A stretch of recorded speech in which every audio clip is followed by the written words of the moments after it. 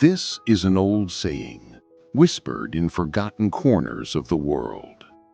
A day not lived becomes a shadow you carry.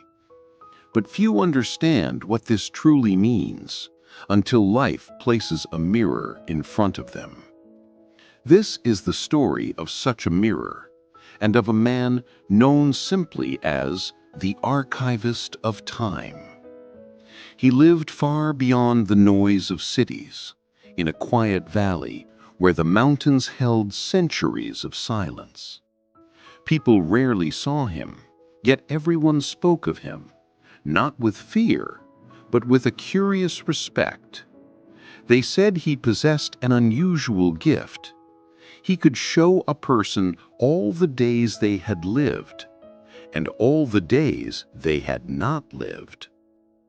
One morning, a traveler arrived at the archivist's door.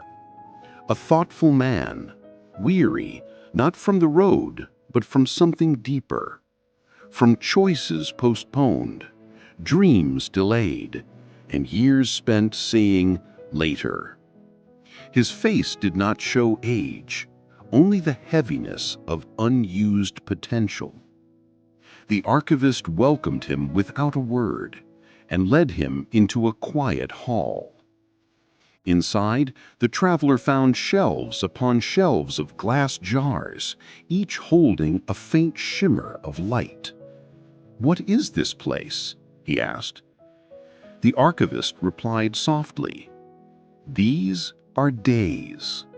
Every day of your life produces a light. A day lived glows warm and steady. A day avoided, postponed, or wasted turns dim and becomes weight you carry without noticing." He guided the traveler to a long wooden table. On it rested two jars, one glowing with a calm golden light, the other flickering weakly, almost gray. The archivist placed the golden jar in the traveler's hands. "This is a day you once lived fully. You were present, courageous, awake. Notice how light it feels." The traveler nodded. It felt almost weightless. Then the archivist handed him the dim jar. "And this is a day you postponed. A day you spent waiting for the right moment. A moment that never came." The traveler's hand lowered. The jar was unexpectedly heavy. But how can an unlived day weigh more?" he asked.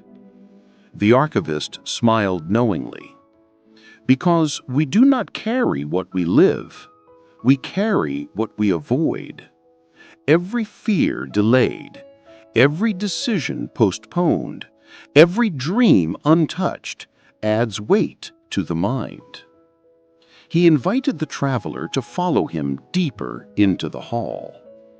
They entered a small room filled with hundreds of dim jars, each one labeled with a forgotten intention. "Learn the craft. Speak the truth. Start the journey. Make the call. Forgive. Begin." The traveler felt his chest tighten. "These are mine?" "Yes," the archivist said. "These are the days you promised yourself, but never chose. Not because you lacked time, but because you believed tomorrow always existed." He opened one jar. A whisper filled the air, the faint echo of a dream once alive. The archivist continued, "People think procrastination is harmless, but time does not punish you. It simply records. And these records become the silent weight a person carries into every new day." The traveler lowered his head. "I didn't know I lost so much." The archivist shook his head gently. "You did not lose them. They are waiting." He took one dim jar and placed it into the traveler's hands. Feel its weight. This is the burden of avoided action. Now, lift it. The traveler lifted the jar with effort. Good, said the archivist. Now, breathe and make a single decision. The traveler hesitated. What decision? Any decision. Action is the light that relieves the weight of time. So the traveler whispered a small but honest choice, a choice he had avoided for years. The moment he spoke it, the jar in his hand brightened, shifting from gray to warm gold, and it became light, incredibly light. The archivist nodded. You see, the unlived day becomes free the moment you choose it. Not tomorrow, not someday, now.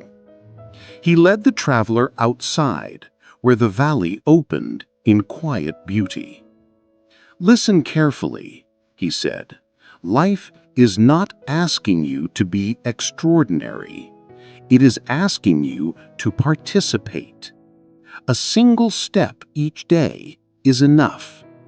A small action begins a current. A current becomes a momentum. A momentum becomes a life. The traveler felt something shift inside him, a soft but undeniable awakening. The archivist handed him one final jar, glowing faintly with new light. This is tomorrow, he said. Do not carry it as weight.